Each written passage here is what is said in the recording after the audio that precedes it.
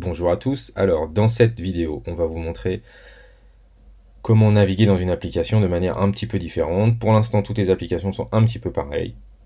Et donc là on vous propose, regardez, ici de faire une application avec les champs d'apprentissage et d'avoir par exemple dans le demi-fond ici une navigation un petit peu différente. Donc quatre petites images, si je clique dessus, voilà j'arrive sur ma page avec mes vidéos, sur ce chaussée. Donc sur apprendre à s'échauffer. Ici, si je vais sur le volleyball, on a créé du coup une navigation de gauche à droite, hein. Donc par exemple la réception ici, où j'ai là les vidéos qui sont directement intégrées et pas sous forme de lien comme pour le demi-fond. Et puis une troisième, badminton, avec toujours un peu de déplacement latéral ici. Et quand je clique dessus, j'arrive sur ma page avec mes vidéos sous forme de lien ici, mais on peut bien sûr les mettre sous forme de vidéo. Allez, c'est parti, on y va.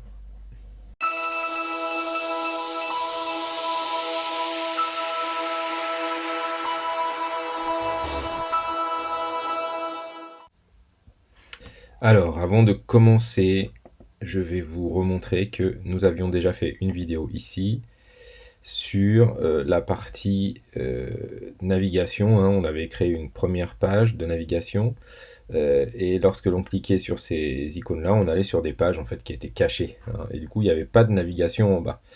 Voilà. Donc, c'était une première idée de faire une navigation un petit peu différente. Et maintenant, nous allons commencer avec la deuxième idée. Donc là, pareil, toujours dans la même idée, de ne pas faire d'onglet en bas, mais on pourrait imaginer, si on veut faire une application avec les APSA des différents champs d'apprentissage, mettre les champs d'apprentissage en bas. Là, on va faire sans menu du bas, mais on aurait pu faire ça. Alors, dans mon sheet, voilà, là j'ai ma page accueil, donc du coup avec mes champs d'apprentissage qui sont là. Ensuite, j'ai des choses sur le volley, des choses sur le badminton, et des choses sur le demi-fond. Alors pour que ce soit un petit peu joli, à chaque fois du coup on a le thème, et une série de vidéos derrière, mais on a le thème avec une image. À chaque fois c'est la même chose. Dans badminton, pareil, le thème avec une image, et puis les vidéos derrière. Et puis dans demi-fond, c'est la même chose. Donc j'ai repris des pages d'applications de collègues, pour gagner un petit peu de temps. Mais voilà un petit peu comment ça se présente. Donc on va dire 4 pages. On cache celle-là, la volet règles, on ne va pas l'utiliser. Une fois que je suis dans mon application ici, donc je vais aller dans mon layout ici, et je vais essayer de créer une navigation entre les champs d'apprentissage ici. Donc je vais essayer d'intégrer le volet dans CA4, donc je clique sur le plus, et ici du coup si vous avez vu le tuto d'avant, je vais réintégrer une inline list ici. Voilà. Donc dans la partie gauche ici, je vais lui demander les exos de volet. Donc là, en fait, il m'intègre à l'intérieur de ma page ce que nous on avait sur une page classique en fait. Voilà. Ce qui va me permettre d'avoir éventuellement. Alors, je vais intégrer directement le. Donc ça, je vais le mettre dans CA4 ici. Voilà. Et je vais intégrer directement une autre sur le demi-fond, les conseils du demi-fond. Voilà. Et je vais rien toucher. Et je vais juste remonter ici, voilà, le demi-fond.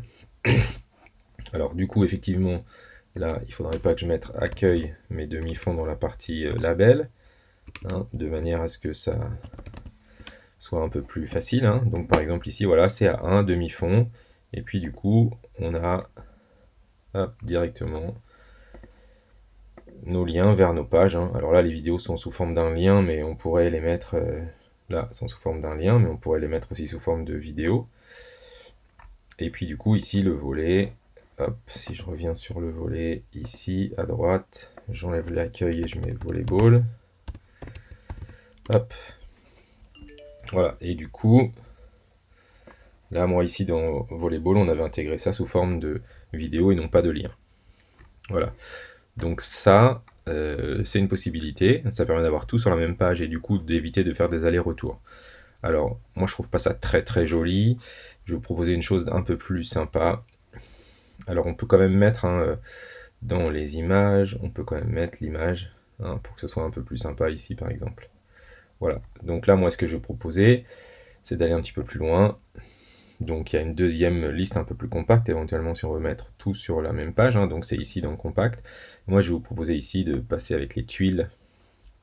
Voilà, donc avec les tuiles je trouve ça beaucoup plus sympa, donc on va commencer par le volet.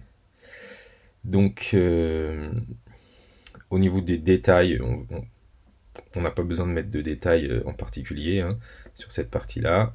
Ce qui va nous intéresser c'est ici. Donc là on va faire quelque chose, on va faire plusieurs choses, hein. On va commencer par là, hop, je vais cliquer sur ce petit icône là qui va me permettre de mettre mes icônes dans un déroulement de gauche à droite, hein. Donc regardez ce que ça donne dans le volleyball, j'essaie de gauche à droite là. Alors c'est un petit peu grand, donc hop, je peux en mettre 2, ou je peux en mettre 3 par colonne, hein. Et donc du coup on a un défilé dans l'autre sens qui me prend beaucoup moins de place, hein. Et du coup après si je clique sur le service, et ben, j'arrive sur ma page classique, hein, un retour, et voilà, à chaque fois je reviens sur la page d'accueil, donc on n'est pas perdu. Voilà, donc ça c'est pour le volet. Donc je remonte, horizontal ici, on a gardé le format 3.1, et ensuite on a mis 3 petites tuiles par colonne. Voilà, donc 1, 2 et 3. Hein, on peut aller jusqu'à 4. Hop. Après c'est assez petit, mais ça passe encore. On va rester sur 3 pour nous. Ensuite je vais me mettre sur le demi-fond, donc je reviens en arrière, et je me mets sur le demi-fond. On reprend les tuiles ici. Voilà. Et là on va utiliser une autre technique, on va dire, hein. On va garder le 3.1, on va mettre ce coup-ci dans ce sens-là, mais on va en mettre 2 par 2. Voilà.